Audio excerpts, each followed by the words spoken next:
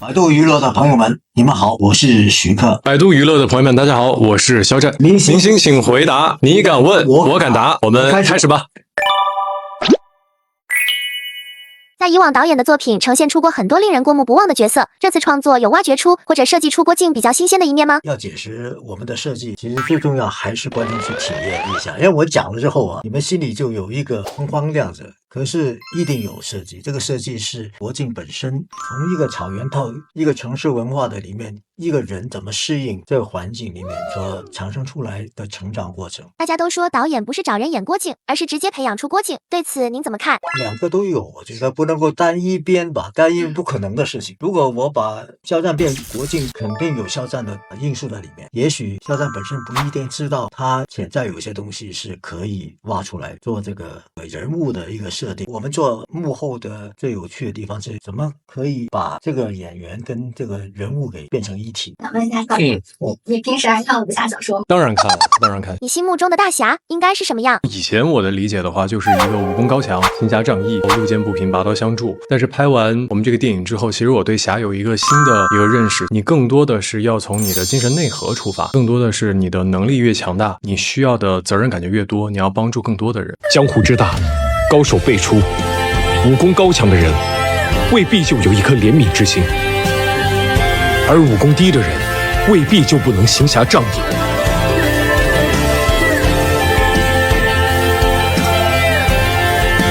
这次我们看到郭靖有很多武打动作戏份，这么多高强度的训练，体力还 OK 吗？还 OK 啊，不然我怎么会在这儿？有点累了。之前看你5年之约也有提到过年龄和身体的变化。不要这样，没有，我真的还好，我只是觉得说，因为之前没有这么系统性的有2个多月的时间，天天跟上学一样，然后每天去做这个武术训练、骑马的训练，所以我觉得这是一个很难得的机会。也正是因为有这些训练，所以在影片拍摄的时候才会达到一个比较好的效果嘛。那你觉得导演的要求高吗？有压力吗？导演高要求，看不见。感觉不到的是吧？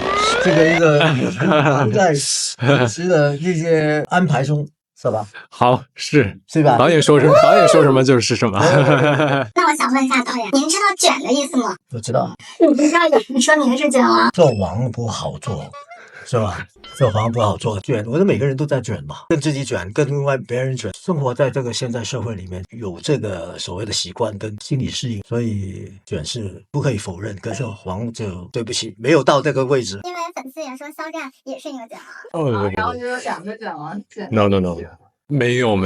首先，如果我们要说卷的话，我觉得我对卷可能有另外一个认识，就是认真跟投入。我觉得这对于导演来说，这是100%的确定的一个事情。然后以及我觉得正是有导演的这一份投入跟认真，他让我们整个剧组其实每一个人都提起自己的那份热情。然后我们在现场的拍摄氛围其实非常的热烈，我觉得那个情感紧张了也不是。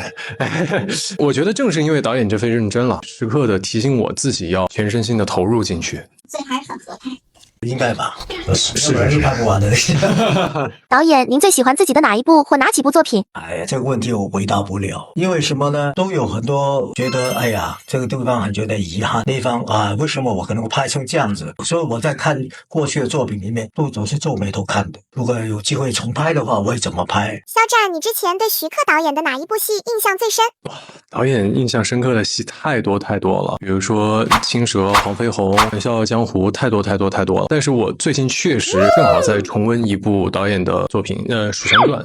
为什么我要提那个呢？我是一直想说，导演他是一直在不停的改变，这是我非常敬佩导演的一点，就是他没有说达到一定的程度之后他就停止不前，他也不停的在探索跟创新。我觉得这很正常，每个人都在做这个事情吧。做电影本身就是一直在跟当下观众的期待跟要求同步的向前发展，所以变是一定的，是我们在创作里面的基本的要求，所以做到就好。做不到也要做到。其实刚刚肖战提到《蜀山传》的时候，现在很多人都说那个作品需要10年后、20年后再看才能品出它的味道，那就讲导演比较创新超前，真的很棒。希望是这样。是的，真是这样。是。现在无论行业内行业外的人都提到电影市场，比如现在市场好或不好等等。那导演做电影已经接近50年了，经历了风风雨雨，想问你怎么看待现在的电影市场？我记得我入行那年就是电影不景气的时候，可是我们还是好好的把它做，认真的做，跟观众一起的话，观众会支持，而且会感受到给他的那种体验跟享受，我觉得这还是很重要。你会觉得现在的观众苛刻吗？观众一直很苛刻，观众一直都要求，因为他付钱来买票，他不苛刻不行，他一定是要求你给他期待更多的这种收获。肖战，你最想拥有郭靖哪个技能？那当然是降龙十八掌了。要拍谁啊？这不是拍谁，就是这个行走江湖的独门绝技嘛，招牌武功。如果把自己当作金庸人物，你最想选哪个？很难，因为我告诉你，他所有人物我都喜欢。那如果只是选一个的话，基本上可以合体吧。合体的话，就中原五绝全都做得到最好了。最近有个梗想分享给您，70多岁正是拼搏的年纪，听过吗？没听过，这个就是肖战给看笑了，因为你可以给导演解释一下啊？我解释，我也不太理解。 70多岁不要退休，继续干。我常常问这个问题：退休做什么？因为退休就做你喜欢做的事情嘛。现在就很喜欢做这个事情，那我退休不做吗？我觉得这个也很矛盾，还能够这样来做事情，我觉得很好。我们也非常好奇，这次您有做手稿吗？分镜吗？但是一定的会做很多手稿，因为用语言来讲到半天就画出来算了，这个画出来最快的，那就我也有参与进去这样。导演，您知道肖战也会画画吗？我知道啊，我知道啊，是不过呢，风格不一样啊。我非常有幸，然后在导演的小帐篷大本营里面看到导演现场绘制分镜，非常的奇妙，而且导演的速度很快，而且导演是用的那种水墨的那种感觉，写意的，很快的把那个寥寥几笔就把他在这个镜头他想表达的东西，然后就传递出来，分发给每个人，其实就有点像丐帮的感觉。那是你现在讲的是火柴人嘛？不是，就是您用那个毛笔画的那种。哦，对，那个有点是任性一点了，这么紧张时候还要这么做这个事情，但是画出来大家就知道了某种满足感啊，至少他们知道我要的是这样，对，阴影啊、光线啊，有时候会画出来。这次希望得到观众怎样的评价？